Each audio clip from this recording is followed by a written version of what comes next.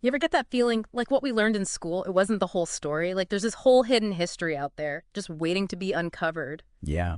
Well, the stuff you sent me about these suppressed archaeological discoveries and all these alternative theories, especially the ones about human evolution, that's totally the kind of iceberg I'm talking about. Yeah, it really does challenge the conventional narrative. So for this deep dive, we are going to explore Ancient Knowledge Part 3, Scientific Historical Misconceptions, Suppression Manipulation of Info.mp3. Okay. We'll look at all the evidence they present and keep an open mind, but we're going to keep our skeptical hats on too. Absolutely. Critical thinking is key. All right, so buckle up. This source jumps right into some pretty wild claims. Oh, eh? For example, it mentions human footprints found in rock that they dated as 3.6 million years old. Wow. Now, if that's true, Yeah, that throws a serious wrench into the whole timeline of human evolution as we know it. for sure. Let's start with how this source tackles Darwin's theory of evolution. It argues that evolution, as we commonly understand it, it's not complete. It's not necessarily that Darwin was totally wrong, but there are these major pieces missing from the puzzle. Yeah, it's not just that Darwin missed a few details. It seems like this source is implying that the foundation of evolution, the whole idea of competition as the driving force behind everything, Yeah. that might actually be flawed. Right, and they highlight some pretty shocking discoveries, like modern human skeletons found in coal deposits that are estimated to be 300 million years old. Wow. Just to put that in perspective, that's older than the Jurassic period. We're talking the age of dinosaurs here. Yeah, if that kind of finding is legitimate, that would completely overturn our understanding of the timeline of human existence. Right, It would mean humans were walking around with dinosaurs, right. which is a far cry from what is currently accepted in the scientific community. Now, the source does acknowledge that these findings could be anomalies or even hoaxes. Yeah. They don't shy away from presenting those counter-arguments, but they also point to a pattern of these quote-unquote anomalous findings being dismissed or even suppressed by mainstream science. You know, it's interesting because this source suggests that things like academic pressure and reputational risk, even the potential loss of funding, all these things can create a system where scientists might be hesitant to pursue research. That challenges those established paradigms. Right? You know, they even share a story about this geologist, Virginia Steen McIntyre, Yeah? who dated a site in Mexico at 300,000 years old, which conflicted with the prevailing view of human presence in North America. And get this, she was labeled a publicity seeker and a maverick for her work. Wow, that's a pretty harsh reaction for just presenting scientific findings. It makes you wonder how many other discoveries have been brushed aside because they didn't fit the accepted narrative. Right, it's a good question. It highlights how scientific progress isn't always this smooth, linear path. Right. New ideas, especially the ones that challenge long-held beliefs, they often face resistance. But that's how science evolves. We need people who are willing to question, to dig deeper, to explore the fringes. Yeah, and this idea of suppressed information, it's like a thread that runs throughout this whole source. Yeah. And they connect it to the power of perception in shaping our reality. Interesting. They even use this term, imaginal cells. Okay. I have to admit that sounds kind of out there. What do they mean by that? Well, think of somebody like Galileo, who dared to challenge the long-held belief that the Earth was the center of the universe. Right. Or Ignaz Semmelweis, who proposed that doctors should wash their hands to prevent the spread of disease. These are examples of imaginal cells, individuals who can see beyond the current paradigm, and they envision a different reality, even when everyone else is resisting them. So it's not just about seeing things differently. It's about having the courage to speak up and challenge the status quo, even when it's unpopular. Exactly. But how does this relate to, like, the average person? I mean, not everyone's going to revolutionize science. Sure, it's about recognizing that our beliefs, even the ones we've held for a long time, can limit our understanding of the world and even ourselves. Okay. What if some of the things we believe about ourselves, our abilities, our potential, are based on outdated information? So think about those deeply ingrained beliefs you might have about yourself, about success, about what's even possible. Are they serving you or are they holding you back? That's a powerful question. If, as this source suggests, our perceptions shape our reality, then understanding and maybe even rewriting those perceptions becomes essential. I agree. And that leads us to the next big idea from this source, the power of the subconscious mind. Okay.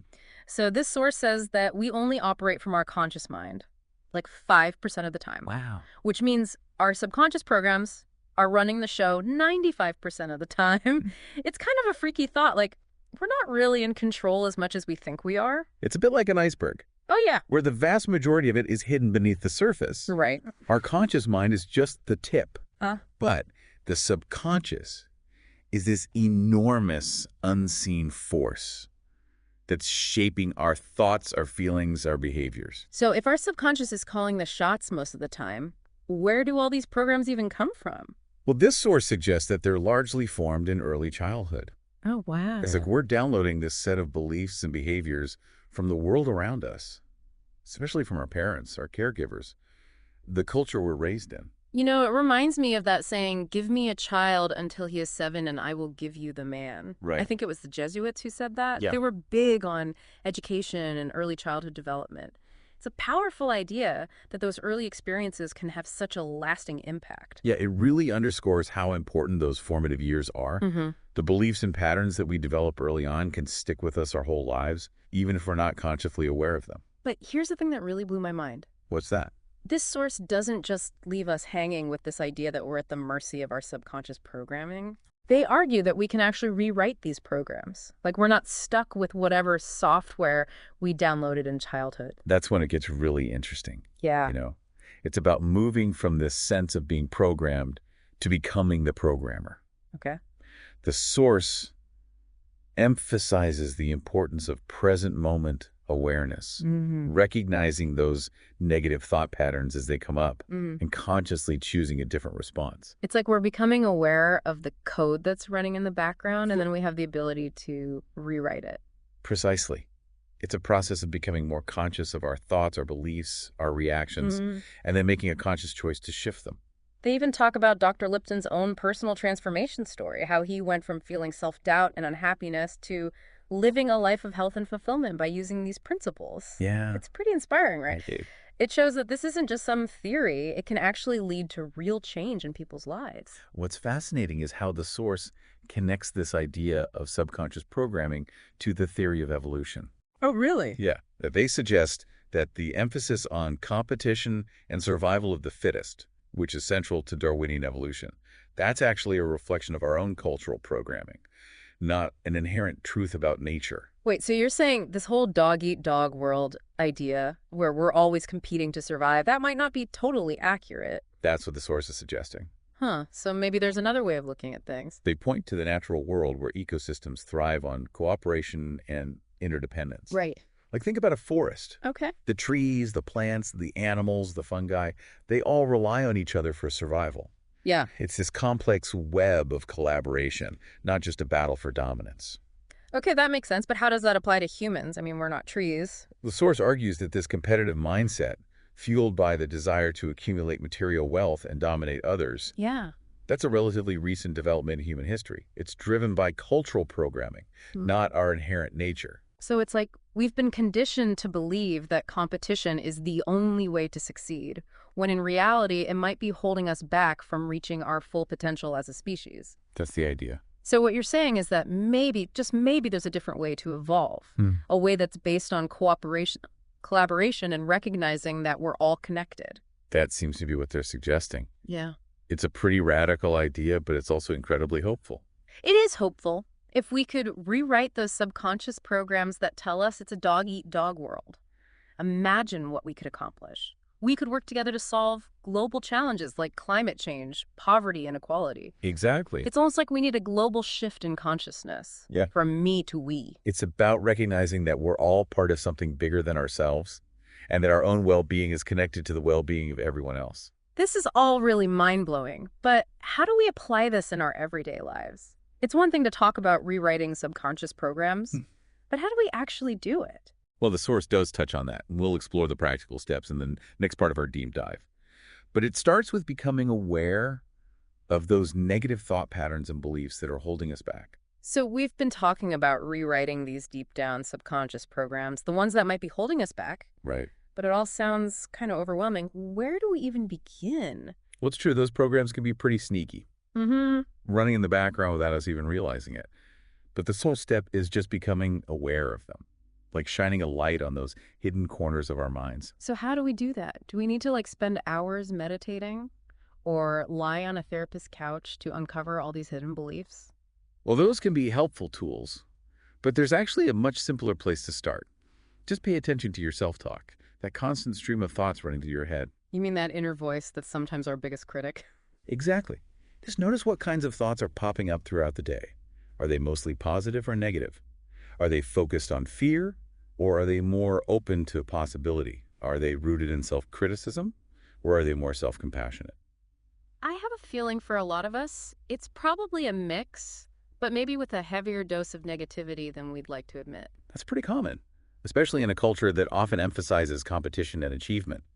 We're constantly bombarded with messages about not being good enough, thin enough, rich enough. The list goes on and on. But just by becoming aware of those thoughts without judgment, we're taking the first step towards changing them. Okay, so let's say we've started to pay attention to our thoughts, and we realize, wow, I am really hard on myself. What's next? That's where we start to challenge those negative thoughts. Don't just accept them as truth. Put them on trial, so to speak. Ask yourself, is this thought really true? What evidence do I have to support this? Is there another way of looking at this situation? So it's like we're cross-examining our own negative thoughts. I love that. Exactly. And a lot of times when we really examine them, we find that those negative thoughts are based on old fears or insecurities or past experiences that might not even be relevant anymore. So we challenge the negative thought, but then what? Do we just try to replace it with a positive affirmation? Affirmations can be helpful, but it's important to choose ones that genuinely resonate with you, that feel authentic. Don't just repeat empty phrases. Try to identify the underlying belief that's driving that negative thought and replace it with a more empowering belief. So instead of just saying, I am successful, maybe dig a little deeper and identify a belief like, I am capable and deserving of success. That's a great example. It's about shifting from a superficial statement to a deeper, more embodied belief. This is all making a lot of sense, but I gotta admit, it sounds like a lot of work. Is there anything we can do to make this process a little easier, maybe even speed it up? You know how the source mentioned those new healing modalities that can help us accelerate this personal transformation? Yeah, like what? Things like energy healing, sound healing, even the potential of psychedelics used in a therapeutic setting. These modalities can be powerful tools to help us shift our energy, clear blockages, and access deeper levels of consciousness. So it's not just about relying on those modalities, but using them to support our own inner work. Exactly. They're tools to help us along the way. But the real transformation comes from within. This has been such an incredible deep dive. I agree. Exploring everything from these suppressed discoveries to the power of the subconscious mind. It's mind-blowing stuff. It really challenges us to question what we think we know and embrace new possibilities. So what if those fringe ideas, the ones that make us question everything we've been taught, actually hold more truth than we realize? What if questioning those dominant narratives is actually the first step towards a more accurate and potentially even more hopeful understanding of ourselves and our place in the universe? It's a question worth pondering. Maybe it's time we all embrace a little bit of that imaginal cell energy. Be open to new perspectives. Challenge the status quo and explore that vast untapped potential that lies within each of us. It's funny, we started this deep dive talking about uncovering hidden history. But what we've really been exploring is the hidden history within ourselves, the power of our beliefs, and the potential we have to rewrite our own stories. It's a journey worth taking. Absolutely. Thanks for diving in with me. Until next time, keep exploring those hidden depths.